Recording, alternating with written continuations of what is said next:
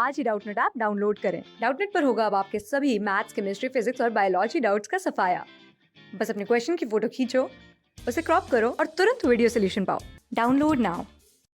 दोस्तों नमस्कार। मैं प्रश्न पूछा जा रहा है कि x और y में एक घातीय समीकरण का लेखा चित्र कैसा होता है। ठीक है, तो कोई भी ऐसा समीकरण ले लेते हैं दोस्तों। हम मान लेते हैं कि समीकरण है हमारा 2x धन 3y बराबर दोस्तों 10। ये हमारा समीकरण है।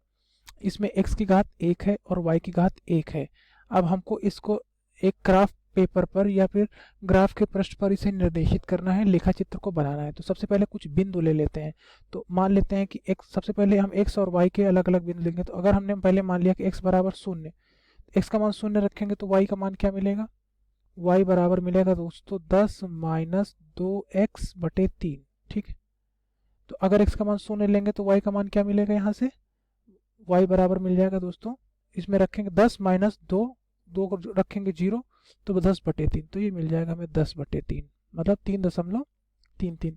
और अगर x का मान हम रखेंगे दोस्तों 1 के बराबर तो क्या मिलेगा? y का मान 8 बटे 3। ठीक है दोस्तों, 10 अगर हम x का मान यहाँ रखेंगे हम माइनस 1 के बराबर तो क्या मिलेगा हमें?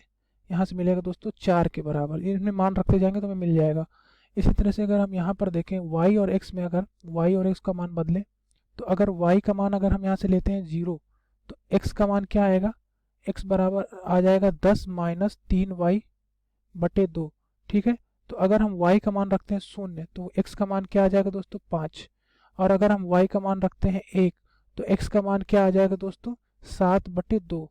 और अगर हम y का मान रखते हैं दोस्तों माइनस 1 तो x का मान क्या आ जाता है दोस्तों? 13 बटे 2। यानी कि लगभग 6.5 के, ये हो जाएगा दोस्तों लगभग 3.5 के।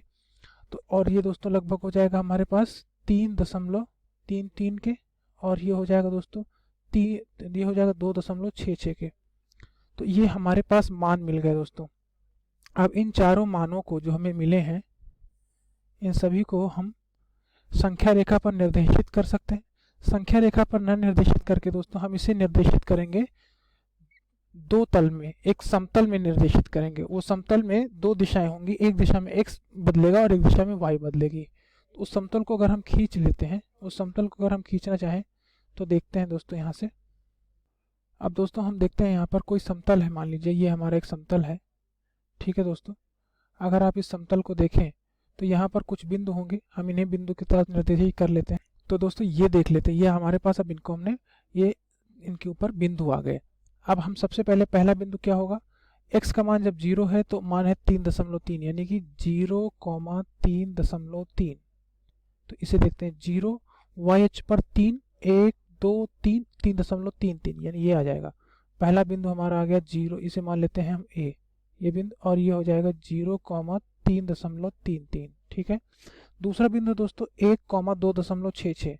तो अगर आप देखें यहाँ से तो ये है 1 और यहाँ से 2 और ये 2.66। तो यहाँ से दोस्तों ये हो जाएगा हमारा दूसरा बिंदु b, 1,2.66। और तीसरा बिंदु दोस्तों क्या देखेंगे यहाँ से? -1,4, यानी कि x का मान -1 अगर है, ये देखेंगे यहाँ से, ये -1 का, तो इस पर मान आ रहा है क्या दोस्तों? 1 2 3 4, यहाँ पर ये मान आ रहा है। ठीक है, तो ये मान हमारा हो जाएगा बिंदु c, -1 दोस्तों 4। ठीक है, ये आ जाएगा बिंदु c। ठीक है, बिंदु ए को थोड़ा सा और अच्छे से लिख देते हैं दोस्तों हम यहाँ से। तो ये हमारा बिंदु ए है, ये बिंदु ए है दोस्तों, यहाँ से ये है 0,3, तो 1 2 3.3, ये बिंदु ए है हमारा, ये। ठीक है, ये वाला। अब दोस्तों हम आगे देखते हैं, अगर हम इन बिंदुओं को देखें तो इनको क्या लिख सकते हैं? 5,0। तो 1 यानी कि x अक्ष पर ये क्या हो जाएगा? 5,0। ये बिंदु हो गया हमारा 5,0, यानी डी बिंदु हो गया। अब दूसरा है 3.5, तो हम इसे भी निर्देशित कर लेते हैं, 1 2 3.5 और 1, ये हो जाएगा हमारा 3.5, 1।